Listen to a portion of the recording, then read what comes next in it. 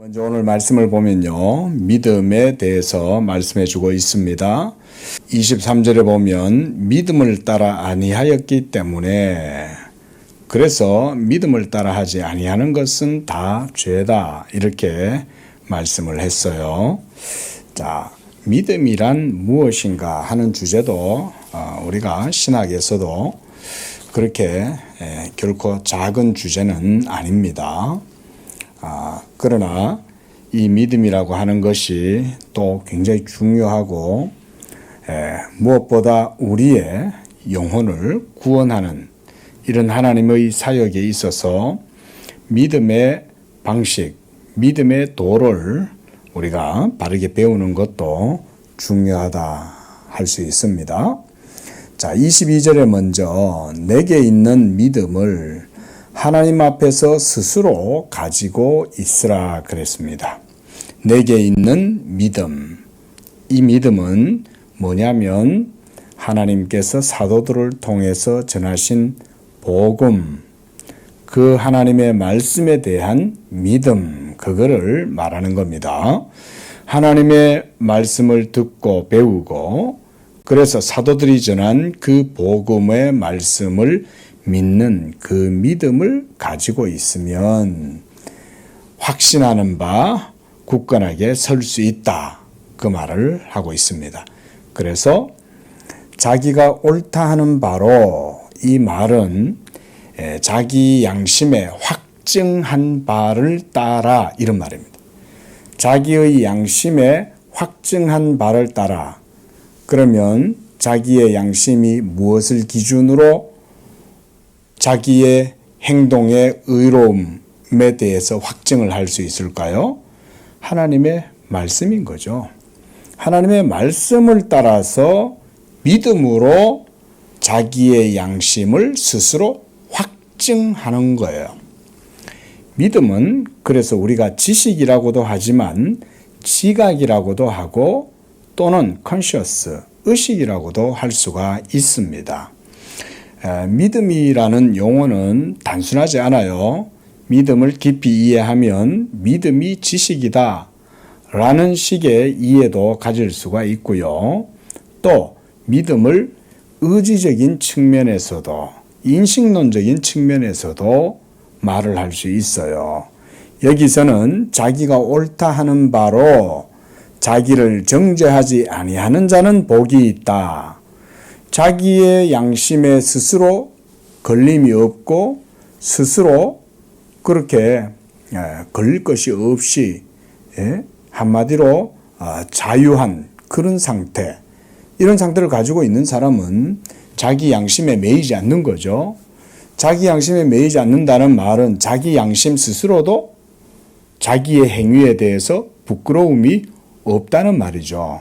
이거는 자유함 속에서 누릴 수 있는 거예요. 그럼 이런 자유는 우리가 어떻게 얻습니까? 하나님의 말씀에 대한 믿음으로 이 자유를 소유하는 거죠. 하나님의 말씀을 기준으로 해서 우리가 그 가운데 확실함과 확신을 얻을 수가 있는데 그때 바로 믿음이 작용하는 거죠. 그렇죠? 그래서 믿음의 확실함이라고 말하는 거예요. 믿음은 바라는 것들의 실상이요 보이지 아니하는 것들에 대한 증거다. 믿음이 확실하기 때문에 그런 거예요. 그러면 그 믿음이 확실한 이유는 뭐 때문입니까? 하나님의 말씀이 확실하기 때문에 그런 거죠. 그리고 그 하나님 말씀에 대한 믿음을 갖고 있기 때문에 그 믿음을 가진 자는 확실한 믿음을 갖고 있으므로 자기의 양심에 거리낌이 없겠죠. 거리낌이 없는 사람은 행하는 모든 행동이 어떻게 하겠어요? 우물쭈물 되겠어요? 우물쭈물 하지 않겠죠. 확신 가운데 단호하게 담대하게 행동할 수 있죠. 이 사람은 뭘 가진 자냐면 자유를 가진 거예요. 바로 그것이 믿음이다. 이런 믿음을 가진 사람은 우물쭈물하지 않고 쭈삣쭈삣하지도 안 하고 그리고 뭔가 의심이나 불안이나 염려라든가 이런 주춤거림 같은 게 없다 이거죠. 그래서 22절에서 네가 갖고 있는 믿음, 즉 사도들이 전한 그 복음을 따라서 난 믿음, 이 말인 거예요. 한마디로 하나님의 말씀을 믿는 믿음이다. 간단하게 말하면 우리가 그렇게 말할 수 있겠죠. 그러면 이런 하나님의 말씀을 믿는 믿음을 가진 사람은 하나님 앞에서 거리낌이 없는 거죠. 그렇죠? 예? 예, 주저하거나 주춤거리거나 의심하거나 염려하지 않겠죠. 하나님 앞에서도 담대함과 자유함을 가지고 있는 거예요. 그런 담대함과 자유함을 주는 게 바로 믿음이죠. 믿음이 그 힘을 주는 거예요. 왜냐하면 믿음은 하나님의 말씀에 대한 확실함을 인식하게 되고, 그리고 그것에 대한 확실함을 믿음으로 소유하고 있기 때문에 이런 믿음을 가진 사람은 흔들리지 아니하는 거예요. 그래서 자기가 옳다 하는 바로 자기를 정죄하지 않는 사람. 가령 예를 들어서 이런 바로 다음에 23절에서 사도 바울이 그 예를 들은 거예요. 의심하고 먹는 자는 정죄되었다.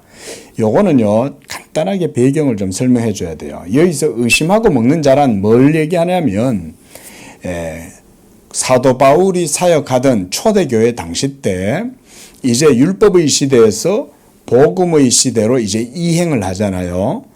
그런데 사도 바울이 변화되고 사도의 직분을 수행하고 복음을 전하는데 여전히 구약의 예법과 신약의 신앙 사이에 여전히 난항을 걷는 사람들이 많았던 거예요. 이거 어떻게 해야 되지? 율법을 그럼 우리가 어떻게 해야 되는 거야? 예수 믿음이 모든 것이라면 그러면 이제 율법은 어떻게 되는 거야? 그렇겠죠. 당연하겠죠. 이런 것에 대한 이제 여러 가지 두려움도 있을 것이고 의심도 있을 것이고 염려도 있겠죠. 왜냐하면 하나님의 율법을 안 지키면 어떻게 돼요? 하나님의 진노와 저주를 당하고 징계를 받을 수 있잖아요. 이런 두려움에서 해방되지 못하고 여전히 예수 믿음으로 말미암는 복음의 자유함과 확신과 담대함, 확실함, 아직은 그때 당시에 이런 게 성도들 가운데 제대로 서 있지 않았죠. 심지어 어때요? 사도 베드로조차도 외식하는 유혹에 빠진 경우도 있죠. 그러니까 사도 바울한테 막 책망을 받잖아요. 네가 유대인으로서 네가 계명도 제대로 지키지도 못하면서 이방인들한테까지 네가 그 짐을 지우려고 하느냐라고 하면서 바울이 막 사도 베드로를 엄청나게 책망을 하죠. 많은 사람들이 보는 앞에서. 자, 보세요. 무슨 얘기냐면 이렇게 초대교회의 사도들조차도 율법에서 복음으로 넘어가는 그 시기, 이행하는 시기에 이걸 받아들이기가 쉽지 않았던 거예요. 지금 여기서 얘기하는 게 뭐냐면 제사 제물에 대한 내용을 얘기하고 있어요. 그래서 한번 그 앞에 한번 보시기 바랍니다. 14장 2절에 보면 어떤 사람은 모든 것을 먹을 만한 믿음이 있고 믿음이 연약한 자는 채소만 먹는다 그랬어요. 그리고 먹는 자는 먹지 않는 자를 없이 여기지 말고 먹지 않는 자는 먹는 자를 비판하지 말라. 이는 하나님이 그를 받으셨음이니라 이랬어요. 그리고 6절에서도 보면 하반절에 보면 먹지 않는 자도 주를 위하여 먹지 아니하고 또 먹는 자도 주를 위하여 먹는 것이요. 이런 거죠. 지금 이게 무슨 얘기냐면 음식의 규례에 대한 이제 복음적 신앙으로 이런 걸 어떻게 이해하고 대처해야 되느냐라는 것에 대해서 얘기하는 거예요. 구약시대 때 음식에 관한 규례, 예법들이 있잖아요. 그렇죠? 구약시대 때 율법으로는 부정한 짐승이 있고 정결한 짐승이 있죠. 우리가 구약의 율법으로 하면 오늘날 회 잘 못 먹죠. 예를 들어서 추어탕 이런 거 먹으면 안 되죠. 미꾸라지탕, 그 다음 장어. 얼마나 맛있습니까, 장어. 근데 장어도 못 먹어요. 또 문어 이런 거 못 먹죠. 성게 이런 거 못 먹을 거 너무 많죠. 돼지고기 못 먹고, 응? 못 먹을 고기들이 많아요. 근데 어때요? 이제는 그런 것들에 대한 구별법이 율법의 더 이상 그런 것들에 대해서 권한을 행사하지 못하죠. 돼지고기 먹어도 상관없어요. 아직도 특히 저 이슬람, 여기는 뭐 기독교도 아니니까 그들은 언약도 아닌데 자기네들끼리 이제 그러고 있는 거잖아요. 잘못된 계시를 따라서. 근데 제가 예전에 학교에서 이슬람 모슬렘권에 있는 학생들을 우리나라 유학한 애들을 봤는데 애들이 저기 점심때 편의점에 와가지고 밥 먹는 것도 막 이렇게 돼지고기 안 드는 거 찾고요. 그 다음에 시간에 따라서 여자애들 둘이가 막 이 기도 밑에 까는 거를 들고 올라가가지고는 시간마다 가지고 기도를 하더라고요. 그런 것만 보면 우리 예수 믿는 사람들이 참 기도를 게을리하고 제대로 오히려 더 안 하는 것 같은 생각이 들잖아요. 근데 자유라고 하는 걸 한번 생각을 해보십시오. 바빠가지고 정말 어떤 불가피한 상황에 대해서 자기들의 종교의 교리나 신조를 따라서 못할 때가 있잖아요. 그게 뭐 계시도 아니고 사실은. 근데 그거 안 지키면 어떻게 돼요? 큰일 나죠. 그런 두려움 속에서 살잖아요. 알라는 자비하신 하나님 아버지가 아니라 두려운 하나님인 거예요. 그러니까 정확하게 그 하나님이 어떤 분인지도 모르고 그러고 섬기는 거죠. 그러니까 음식조차도 마음대로 못 먹고 행동조차도 아무렇게나 못하는 거죠. 자유함이 없는 거죠. 사도 바울이 지금 여기서 가치 기준으로 내세운 건 믿음의 확신이 있느냐라고 하는 것을 얘기하고 있는 거예요. 그래서 음식으로 말미암아 의심하고 먹는 자, 이 사람은 아직 믿음의 자유 가운데 서 있지 않는다는 얘기잖아요. 그 자유함이 없기 때문에 음식조차도 이게 먹으면 되나 안 되나. 예전에 제가 전도사 때 그 학교에서 교사를 하시던 집사님이신데 같이 교사를 하셨는데 이분이 학생들하고 제가 순대 먹으러 갔더니 순대를 못 먹는 거예요. 순대 먹는데 막 의심하고 먹는 거예요, 이거를. 그러면서 저보고 뭐라 그러냐면 우리 담임 목사님은 순대 먹지 마라 그랬는데 이렇게 말을 하는 거예요. 그게 보세요. 목사님들조차도 복음에 대해서 모르니까 성도들한테 순대 먹지 말라고 가르친 거예요. 그게 복음이 있겠어요? 그게? 자유함이 없는데. 그러니까 이 집사님도 의심을 하고 먹는 거 아니에요. 그 제가 전도사는 담대함이 있어가지고 집사님 괜찮아요, 드세요 이러니까 애들은 맛있게 먹고 그러니까 그냥 몇 점 드시잖아요. 뭐 드셔도 어때요? 의심하고 먹는 거죠. 먹으면 이거 벌 받는 거 아닌가? 하나님이 이거 하나님의 계명에 계율에 이거 걸려가지고 이 뭔가에 책망받는 거 아니냐? 이런 생각하고 먹는다면 그 사람은 지금 온전한 믿음의 상태가 아닌 거죠. 그렇죠? 사도 바울이 지금 여기서 그 말을 하고 있어요. 그래서 23절에 보면 정죄되었나니 그런 거예요. 그러니까 예수 믿는 믿음으로 말미암아 하나님 앞에 의롭다함을 얻을 만한 그런 믿음이 못 되는 거죠. 이 사람은 의심하고 있으니까 믿음이 없는 거죠. 믿음이 없으니 사실은 자기가 의심하는 만큼 정죄를 당하고 있는 거죠. 그렇죠? 이거 먹으면 안 된다. 왜? 계율에 그러니까. 그러니까 계율에 정죄를 당하고 있는 거죠, 지금. 그래서 믿음을 따라 아니하였기 때문이라. 그래서 믿음을 따라 하지 아니하는 것은 다 죄니라. 왜? 믿음의 반대 대척점이 뭐가 있습니까? 율법의 행위에 대한 요구죠. 그렇죠? 네가 이것을 행하라. 근데 행할 수 없잖아요. 근데 행할 수 없는데 우리가 이제 하나님 앞에 의롭다함을 얻게 됐죠.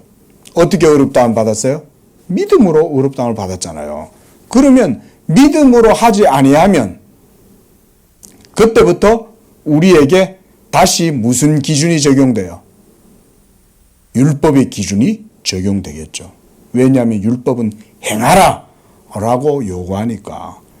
율법의 가치 기준은 안 없어져요. 예? 율법의 1.1획도 천지가 없어지기 전에 없어지지 않는다 그랬어요. 예? 그러니까 그 율법의 정죄와 율법의 은밀함을 벗어나서 자유함을 누릴 수 있는 사람은 어떤 사람이다? 예수 그리스도를 믿고 영적인 복음의 자유를 누리는 사람.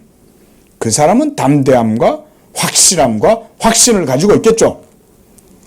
그러면 이 사람은 거리낌 없이 뭐 돼지고기도 먹을 수도 있고 순대도 먹을 수 있고 선지국도 먹을 수도 있고 그런 거예요. 예? 육회도 먹는 거예요. 육회도 못 먹어요. 왜냐하면 육회는 말 그대로 생고기잖아요. 생고기를 참기름과 소금에 버무려 가지고 먹는 건데 그런 것조차도 걸리는 거죠. 자, 오늘부터 이제 이 믿음에 대한 내용들을 보려고 그래요. 칼빈이 특히 네 부류의 사람들을 구별해 가지고 이 믿음에 대한 설명들을 하고 있는 거예요.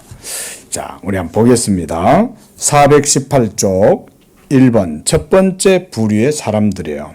이 사람들은 하나님에 대한 지식이 전혀 없고 우상 숭배에 빠진 자들이에요. 이 사안을 더욱 명확하게 하기 위해 전체 삶의 여정 가운데 사람에게 어떤 종류의 의가 있는지 고찰하도록 하자. 우리는 의를 네 가지로 분류할 수 있다. 첫째, 하나님에 대한 지식이 전혀 없고 우상 숭배에 빠진 자들. 세상 사람들이죠. 거듭나지 못하고. 자, 둘째, 성례들로 시작했지만 삶의 불순함 가운데 하나님을 입으로는 고백하면서도 행위로는 부인하며 단지 이름으로만 그리스도께 속한 자들이 있다. 말하자면 기독교 안에 있는 위선자들이죠. 우리가 조심해야 되겠죠. 자, 셋째, 헛된 속임수를 내세워 마음의 불의를 감추는 위선자들이 있다.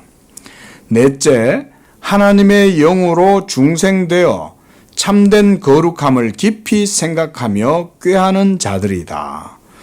어떻게 보면 예수님도 복음서에서 네 가지 밭에 대해서 얘기하잖아요. 좋은 밭이 제일 마지막에 있는 밭이죠. 그렇죠? 돌짝밭, 길가밭, 가시밭 이렇게 예수님이 나누잖아요. 근데 좋은 밭이 있는 거죠. 자, 첫째 부류에 속한 자들의 경우 태어날 때부터 부여받은 본성적인 것들에 따라 헤아려 본다면 머리끝에서 발바닥에 이르기까지 선의 불씨조차도 발견되지 않을 것이다. 우리 중에 성경을 거짓이라고 비난하는 사람이 없다면 말이다. 그러니까 성경의 기준으로 보면 하나님 앞에서 의인은 한 사람도 없다 이런 말이에요.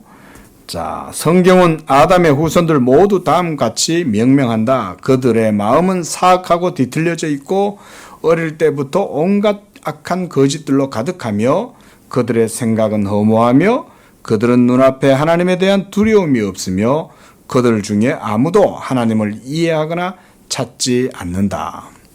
간단히 말해 그들은 단지 육신일 뿐이다. 육체적인 존재, 한마디로 피지컬한 존재일 뿐인 거예요.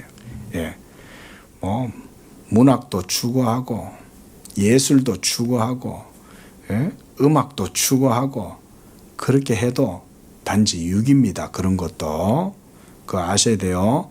정신적이고 고상한 예술적인 문화나 예술을 향유한다고 해서 그게 하나님 앞에서 정신적인 걸 추구한다고 해서 그게 무슨 고상한 가치가 있는 거 아닙니다. 우리 예수 믿는 분들이 잘 아셔야 돼요.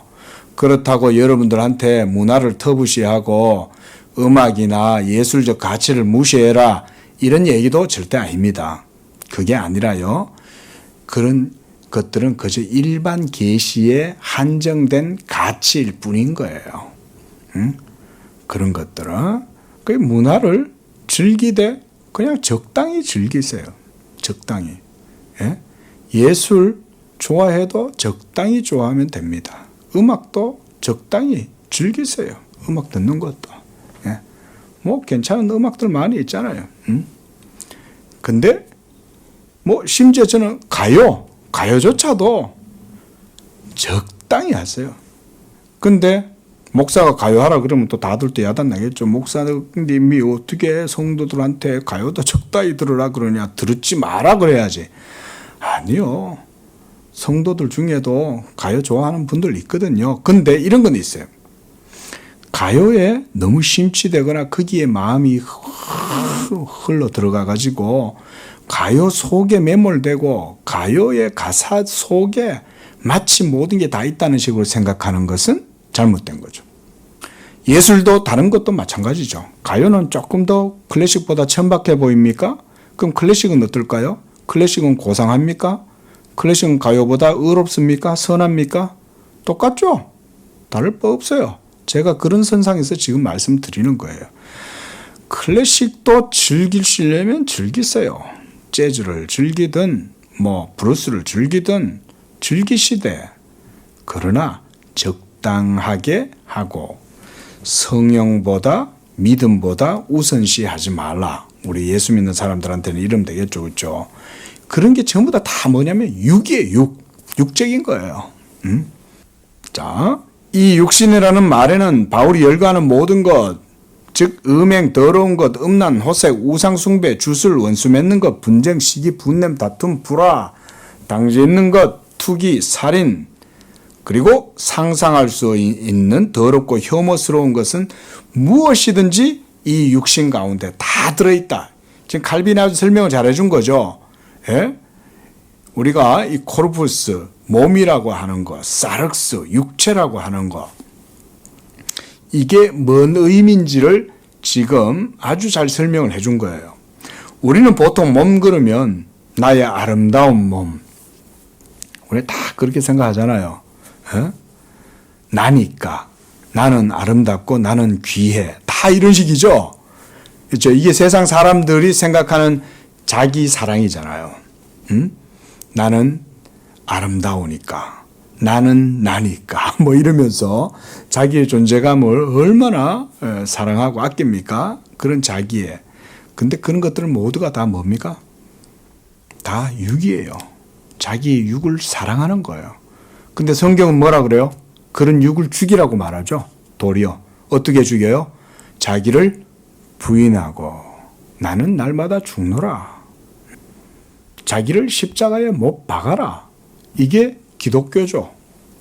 예수님을 믿는다면 예수님을 믿는 반대되는 모든 육적인 것들은 당연히 부인해야 되겠죠.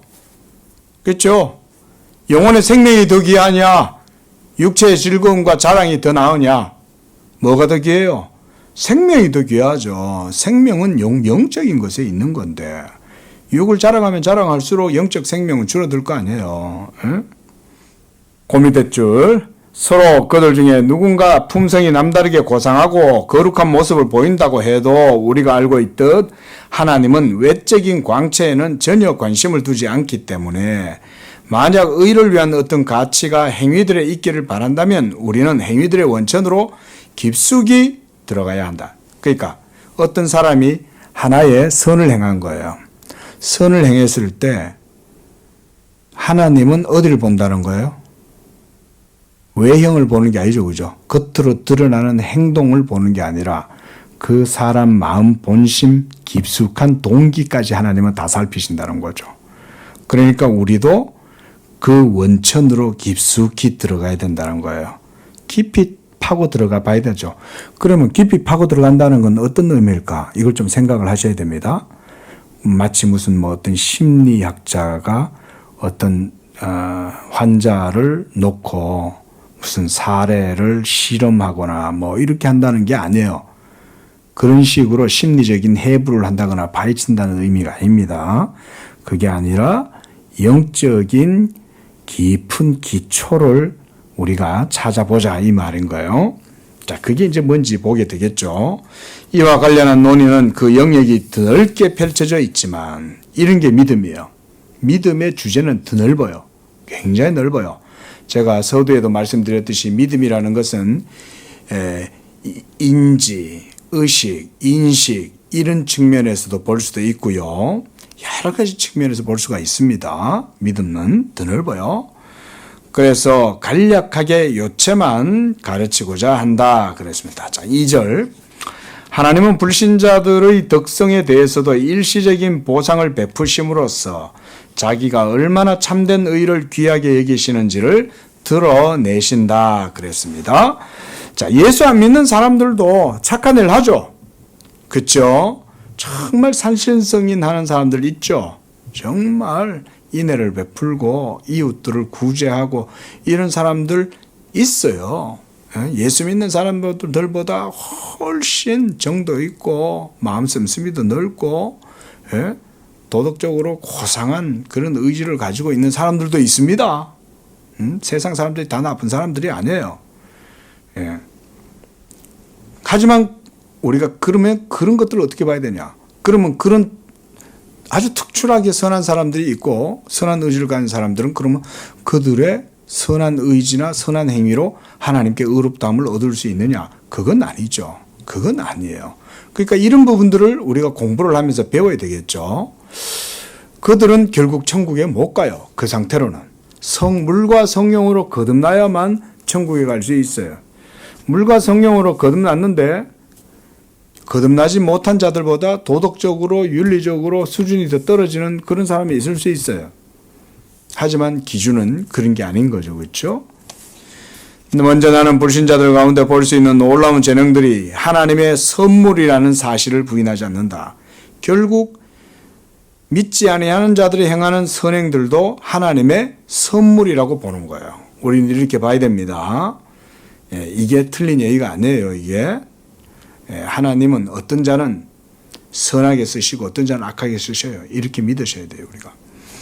이뿐 아니라 나는 티투스와 트라이아누스의 의와 절제와 공평과 칼리굴라나 네로나 도미티아누스의 광기와 무절제와 잔인함 사이에 아무 차이가 없다거나 티베리우스의 음란한 유격과 이점에 있어서 베시파시누스의 절제 사이에 차이가 없다든가 굳이 모든 덕성이나 악행을 하나하나씩 곰곰이 생각하지 않는다 하더라도 권리와 법을 준수하는 것과 멸시하는 것 사이에는 아무 차이가 없다고 주장할 정도로 상식과 동떨어진 입장에는 결코 동의하지 않는다. 그러니까 선을 행하는 사람은 그게 선한 것이다. 이렇게 인정을 해야 되는 거죠. 어떻게 양하고 돼지하고 똑같이 취급을 할 수 있냐 이건 거죠. 그럴 수 없죠. 양은 양인 거고 염소는 염소죠.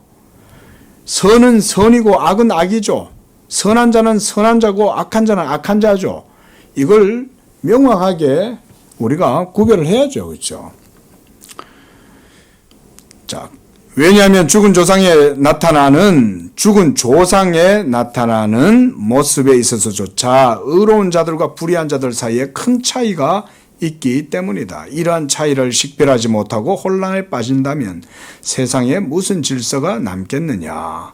그러므로 주님은 정숙한 행실들과 추악한 행위들 사이에 무슨 차이가 있는지 각 개인의 마음에 새겨주셨을 뿐 아니라 자기의 섭리의 경륜으로 그 차이를 자주 확정시키신다.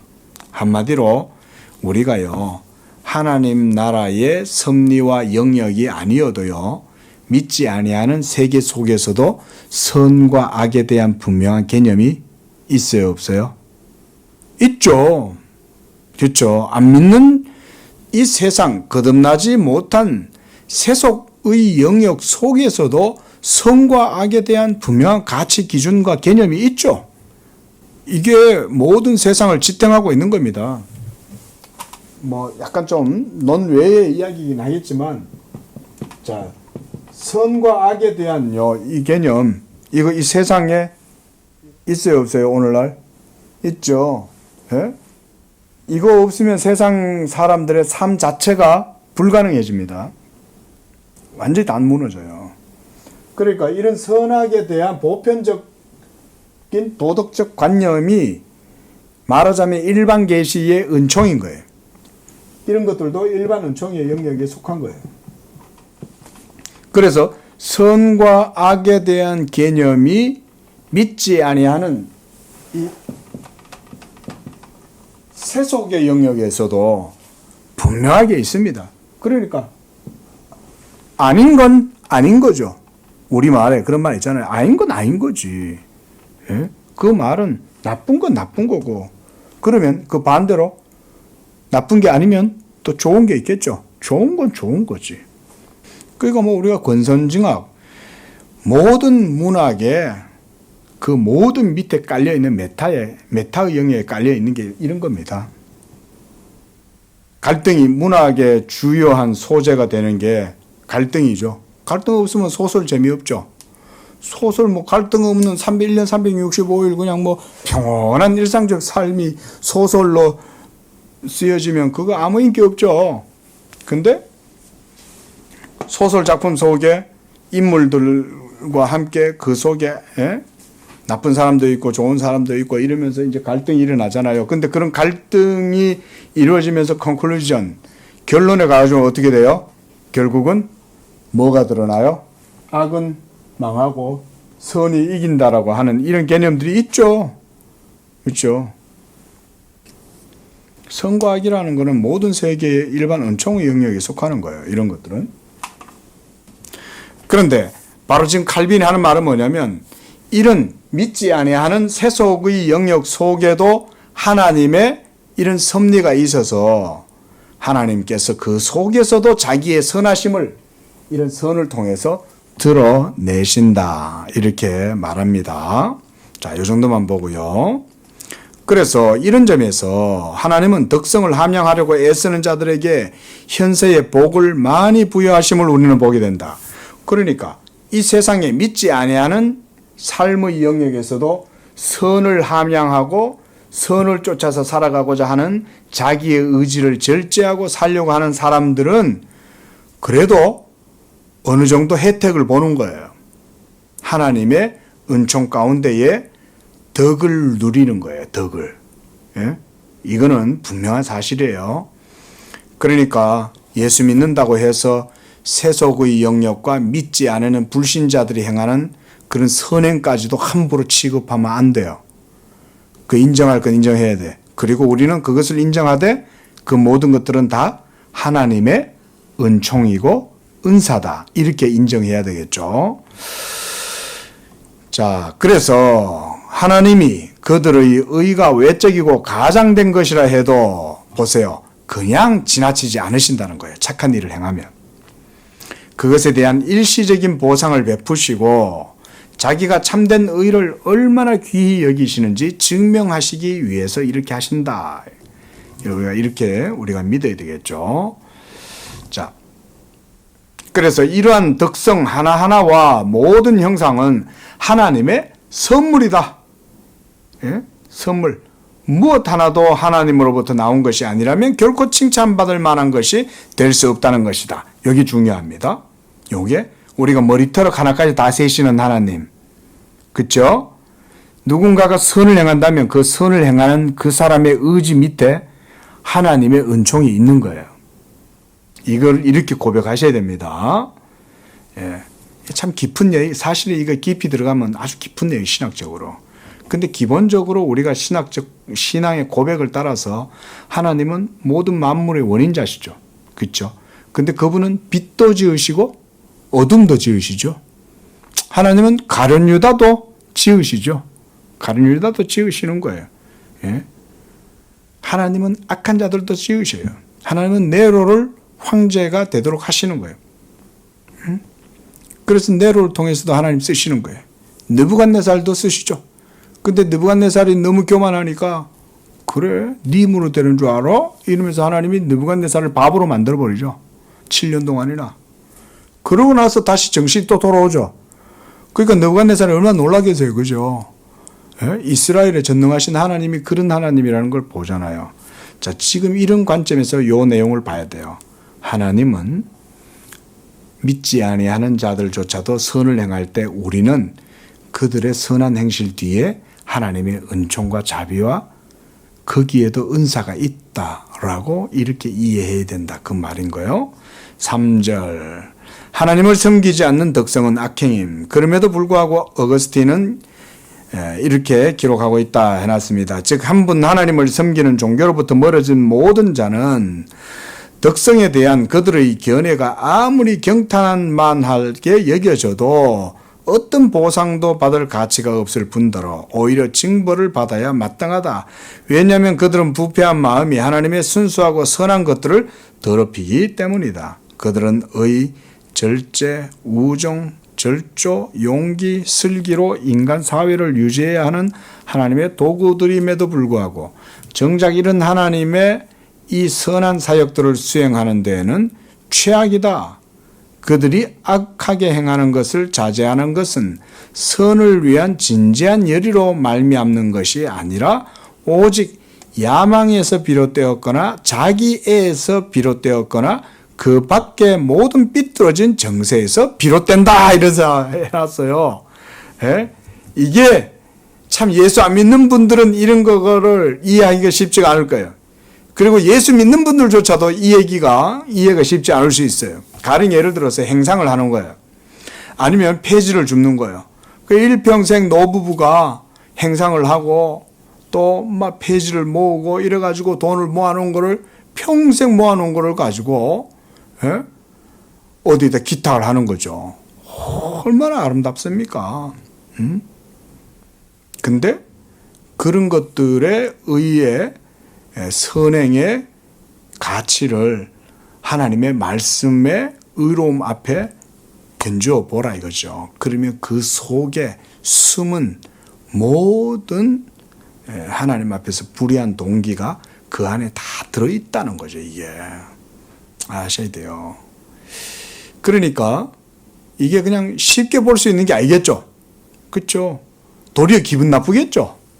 아니 말이야 뭐 기독교는 말이야 너무 독선적이다. 응? 어떻게 저렇게 평생 자기들이 먹을 것도 제대로 안 먹고 옷도 좋은 옷 안 사 입고 돈 아껴가지고 거기 그래가지고 모아가지고 해놓은 그 돈을 막 장애인들이나 복지기관에 기탁을 하고 그 얼마나 아름다운 선행이냐. 근데 어떻게 그런 사람들의 행위를 보고 이런 식으로 아무렇게나 폄하하고 할 수 있냐. 이런 기분이 들 수 있잖아요. 근데 어거스틴은 좀 강력하게 보는 거죠. 그렇죠? 그렇지 않다는 거죠. 그것이. 사람들의 선행은 마음의 불순함 그 자체로 인해서 말하자면 그 원천에서부터 부패했기 때문에 덕성과 밀접하고 유사하게 보이곤 하지만 덕성이 아니라 악행에 속한 것으로 여겨져야 한다. 그런 거예요. 한번 우리 다시 한번 우리 자신들의 생각을 좀 환기를 해서 이렇게 한번 생각해 보십시오. 마지막 날 하나님이 모든 세계를 심판하실 날이 있다 그랬어요. 성경은 예수님이 이 세상에 심판하시러 오실 때 그러면 그때 모든 아담으로부터 모든 사람들이 다 예수님의 심판대 앞에 다 서는 거예요. 그러면 거기에서 소위 우리가 주변에 정말 이웃들을 위해서 산신성인하고 헌신하고 봉사했던 그런 사람들이 있단 말이죠. 그 사람들은 하나님 앞에 어떻게 평가를 받을까요? 그렇죠? 예? 우리가 이런 기준들은 모두가 다 하나님의 말씀의 기준으로 봐야 되는 거죠.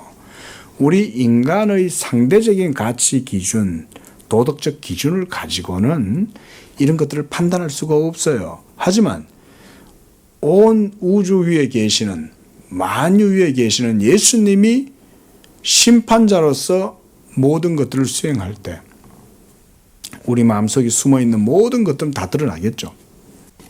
그래서 그 바로 밑에서 그 바로 밑으로 두 줄 밑에 그 행위가 무엇이든지 간에 이미 올바른 행위라는 이름을 마땅히 상실하게 될 것이다. 이 경우 하나님의 지혜에 의해 규정되는 목표를 염두에 두지 않기 때문에 그 행위는 선하게 보일지 모르나 그 악한 의도로 인해 끝내는 죄가 된다. 이렇게 얘기했습니다.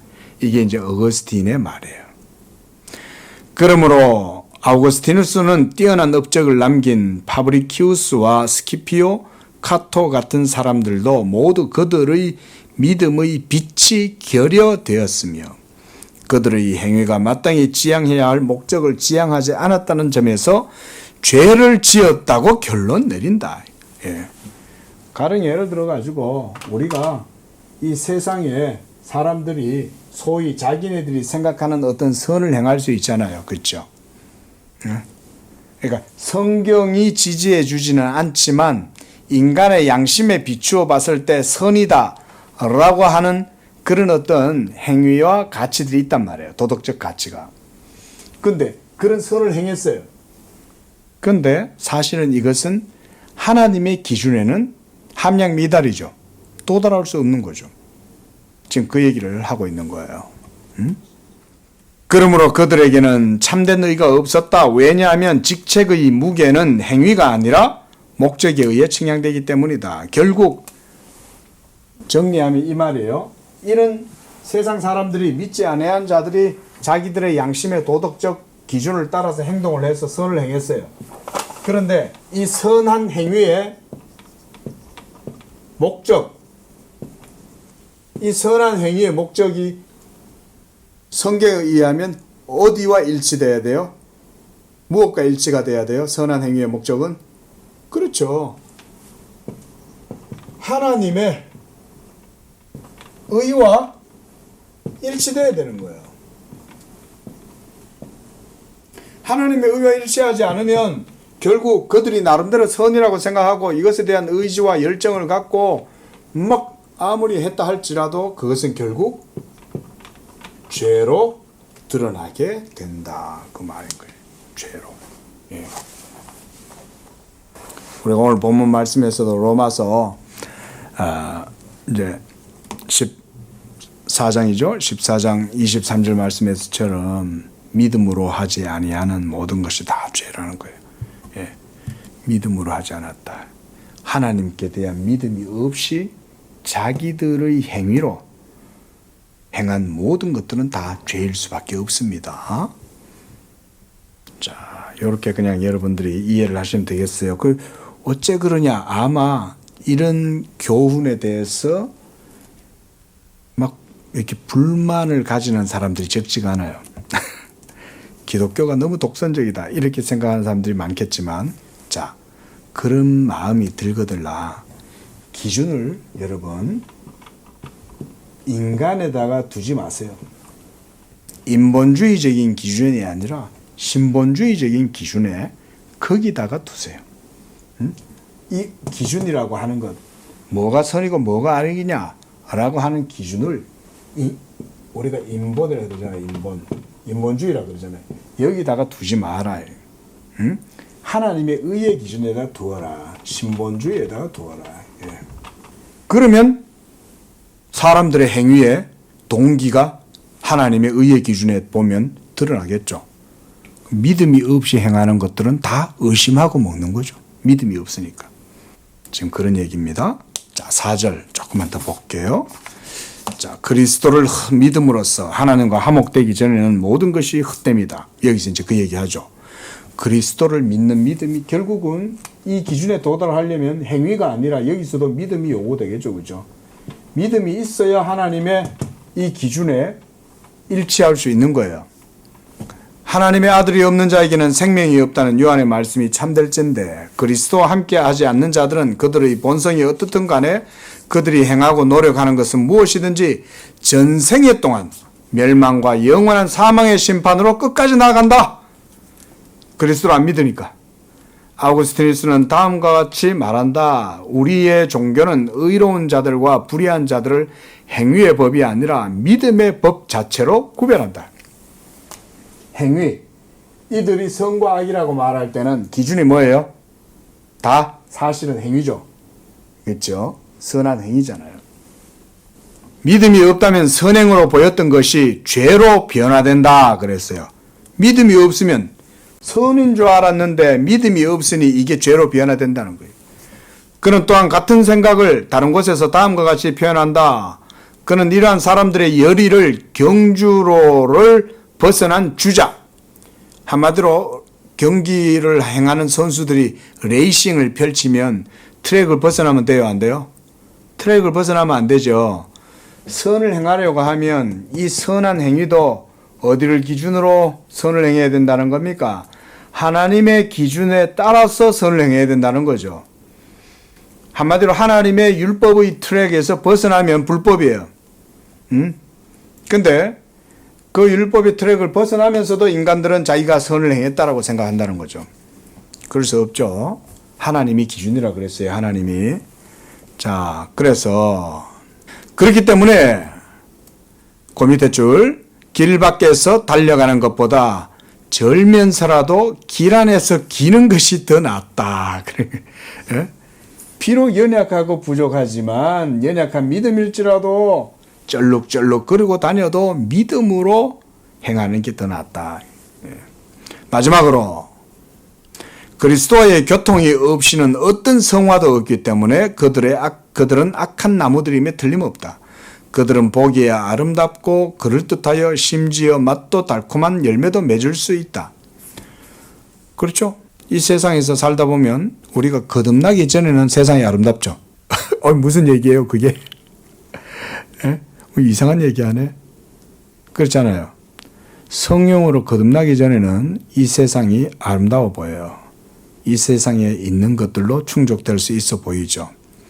돈이면 다 될 것 같고 자식이면 행복할 것 같고 그리고 멋들어진 인생을 살면 그것으로 또 호랑이는 가죽을 남기고 사람은 이름을 남긴다. 내가 그래도 명예롭게 이름을 남기지 않았냐? 이러면서 만족하고 살고 그럴 수 있겠죠. 그런 생각 모든 것들이 다 헛된 거라는 거예요. 응? 거듭나지 않으면 세상이 아름다워 보여요. 예? 이 세상이 장밋빛 미래가 있고 이 세상에 뭔가가 그래도 인류의 존엄한 가치가 있다라는 상상을 자꾸 하는 거예요. 예? 그래서 반드시 인류가 마지막으로는 유토피아를 이루게 될 것이다 이런 생각하는 거죠. 근데 사실 그렇지 않죠. 오늘날은 디스토피아에 대해서 사람들이 더 많이 말을 하잖아요. 예? 거듭나기 전에 거듭나지 못한 상태에서 보기에 아름답고 그럴듯하여 심지어 맛도 달콤한 열매를 맺을 수가 있다. 그러나 결코 선한 열매는 맺을 수 없다. 이로부터 우리는 사람이 믿음을 통하여 하나님과 화목되기 전에 생각하거나 계획하거나 수행하는 것은 무엇이든지 간에 의의 값이 전혀 없을 뿐만 아니라 의당 정죄를 받아 마땅함으로 저주에 이르게 된다는 사실을 쉽게 식별할 수 있다. 이게 핵심이겠죠? 오늘 한 거 우리 성도님들 특히 이 기독교적 도덕관, 가치관 오늘 이런 말씀들 여러분들 깊이 새겨 놓으셔야 돼요. 여러분들이 인본주의에 전부 다 물들어 있기 때문에 이 인본주의에 물들어 있는 거예요. 전부 다. 그러니까 여러분들의 도덕적 기준은 신본주의가 아니고 전부 다 인본주의에 물들어져 있어서 인간의 선한 행위 그 자체를 자꾸 보는 거예요. 말이야. 꼭 예수 믿어야 구원받아? 얼마나 착하게 행하는 사람들이 세상에 많은데 그런 사람들도 천국 가야지. 이런 말 한단 말이에요. 교회를 다니면서도. 하나님의 의의 기준을 몰라서 그런 거다. 자, 여기까지만 보겠습니다. 기도하겠습니다. 거룩하신 주 하나님 아버지, 성령으로 거듭나기 전에 무할례자였고 마음의 할례를 받지 못했던 우리들은 이 세상에 있는 것이 모두 다 온전하고 또 사람의 도덕적 양심을 따라 행하는 모든 선한 행위로 우리가 하나님 앞에서 의롭다함을 얻을 수 있다라고 착각하고 살았습니다. 그러나 성령으로 거듭나고 예수를 믿고 나니 이전에 믿기 전에 행했던 모든 것들은 다 사망이요 사망의 열매였을 뿐이요 또 인간이 자기애에 빠져서 자기 의를 자랑하고 또 행한 모든 선한 행위가 결코 하나님 앞에서 의롭다함을 얻지 못한다는 사실도 깨닫게 됩니다. 아버지여, 우리 예수 믿는 성도들은 항상 신본주의적인 이런 중심의 생각을 마음에 두고 오직 하나님의 말씀의 기준을 갖고 그 가운데에서 믿음으로 행하여 믿음으로 하나님을 기쁘시게 행할 수 있는 그런 우리 성도들 되게 도와주시옵소서. 예수님의 이름으로 기도합니다. 아멘.